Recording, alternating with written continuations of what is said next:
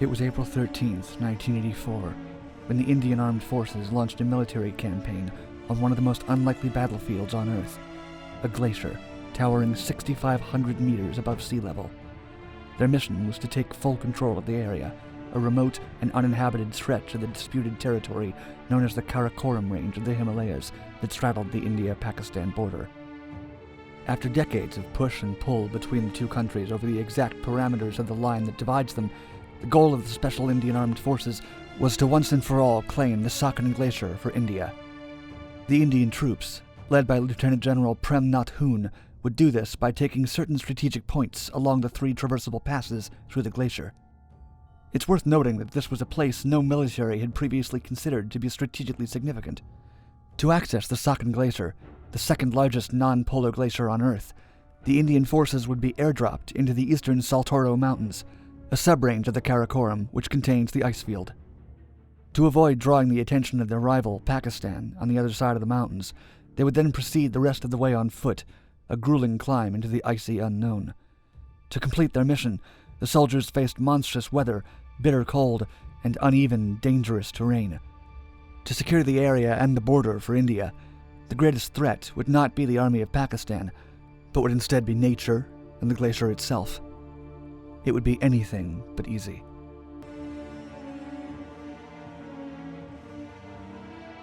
The controversial border in question was established in 1949 in the aftermath of Partition.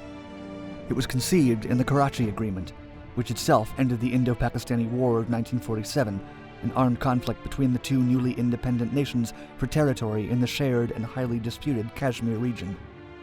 Much of the United Nations designated line was carefully and deliberately plotted. However, the easternmost portion of the line ran through Himalayan territory so remote and so high in elevation that it was considered uninhabitable and thus of little tangible value. As such, no one in 1949 thought twice about drawing this portion of the ceasefire line as a simple straight line, not taking any of the actual geography or terrain into due account. The line began at a point designated merely as NJ9842 and ran directly north through 3 glaciers, the Remo, the Baltoro, and the largest of them all, the Sakhan. Decades of fighting ensued between India and Pakistan. In 1972, the ceasefire line was relitigated and rebranded as the Line of Control, or LOC, as part of the Karachi Agreement of that year.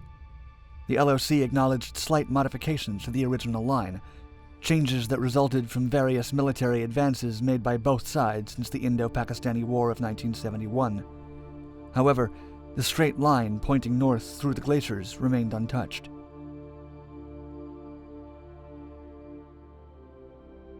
Pakistan had their own plans to subtly move the line in their favor. In their own maps and literature, they began to draw the line as moving slightly west from NJ9842 to a position west of the Karakoram Pass instead of directly north. These changes, over time, slowly crystallized into fact, even in maps drawn objectively outside of Pakistan's borders. International mountaineering enthusiasts, some of the only other parties involved who coveted the remote terrain north of NJ9842, began to draw the line according to the altered Pakistani map. To further stoke these flames, the Pakistani government began to allow foreign mountaineering expeditions to launch from their side of the mountains throughout the 1970s. This was welcome news to the mountaineers, as the various passes and trails on the Pakistan side of the mountains were far less steep and treacherous than those on the Indian side. In 1978, Narinder Kumar, one of India's own top mountaineers and a colonel in the Indian Army, informed India's Director of Military Operations that Pakistan had for years been allowing foreign expeditions to launch from their side of the Karakoram mountain region. Kumar greatly encouraged India to follow suit, or else they would lose the contentious land battle once and for all. That same year, Kumar himself led one of the first expeditions from the Indian side, with assistance from the Indian Air Force, who supplied food and equipment, as well as an air landing over the rocky foothills directly onto the glacier itself. The India-Pakistan rivalry was reignited yet again. To counter India's newly formed interest in contesting the border, Pakistan pushed their interpretation of the LOC even further by granting a Japanese climbing expedition access to the peak of the Remo Glacier, a high point located east of the Sakhan Glacier. It was an area occupied by China but claimed by India, and notably, one that Pakistan had shown no authority over up to that point. The Indian government saw the potential for the Pakistani armed forces to use the Remo Glacier as a strategic link in a trade route leading to China. It was something of the last straw. India decided it was time to seize the area once and for all.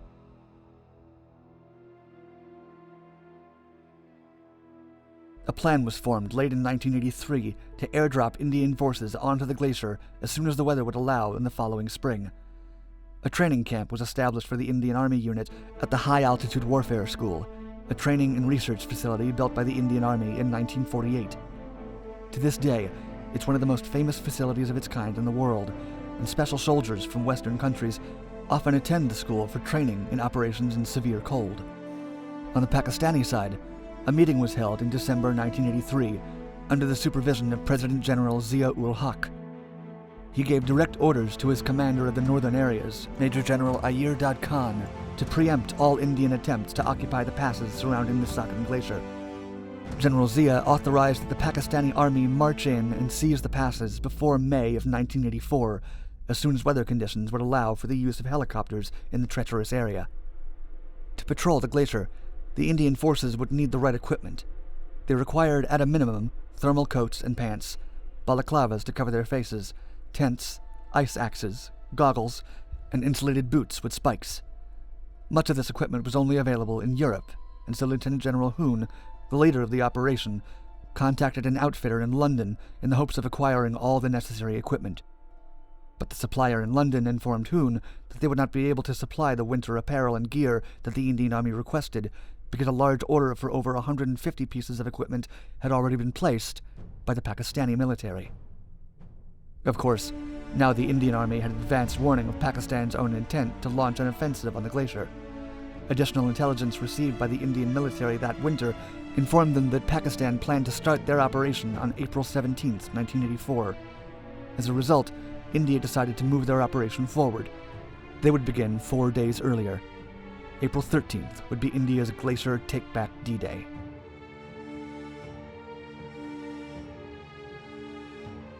The Indian Army mission was given the name Operation Meghdoot, after Meghaduta, a divine cloud messenger character from a 4th century Sanskrit play. April 13th was chosen deliberately because it was Vaisakhi, a holiday in the Hindu religion, despite 13 being an unlucky number in India. The trained soldiers were airlifted using Indian Air Force planes into the foothills of the Saltoro region. Once atop the glacier, the troops divided into subunits and were deployed to the various corners of the glacier to secure the 3 vital passes on its western side. Lieutenant General Hoon sent the Northern Command further up the Saltoro Ridge west of the Sakhalin Glacier.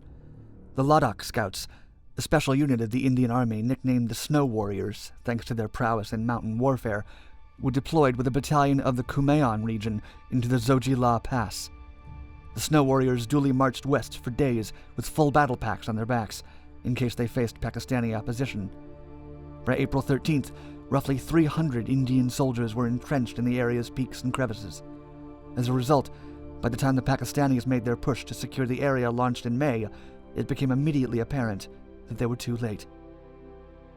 The Indians already controlled the major mountain passes, but victory did not come without a cost.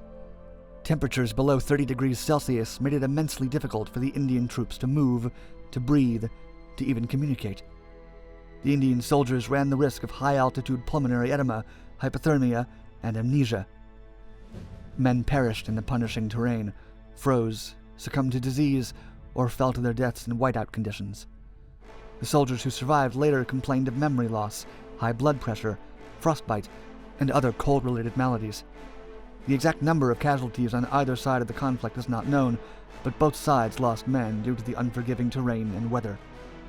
In an official tally given by the Indian Minister of State for Defense, it was stated that 35 officers and 887 infantrymen of the Indian Army had lost their lives holding the Sakhalin Glacier for India between 1984 and 2016.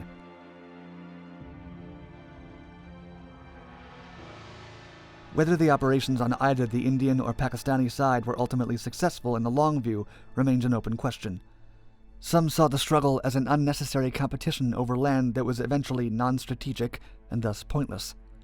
But others saw a decisive Indian victory, a daring military operation that secured tactical high ground that would have a long-term effect in Pakistan's trade routes with China. To this day, India still controls all 43 miles of the Sakhalin Glacier, as well as its various tributaries and each of the 3 main passes of the Saltoro Ridge that were won in the operation itself. Pakistan still considers it a humiliating defeat. And so the unrelenting ghost of partition continues to loom over India and Pakistan, 2 nuclear powers with a combined population of over 1.5 billion people.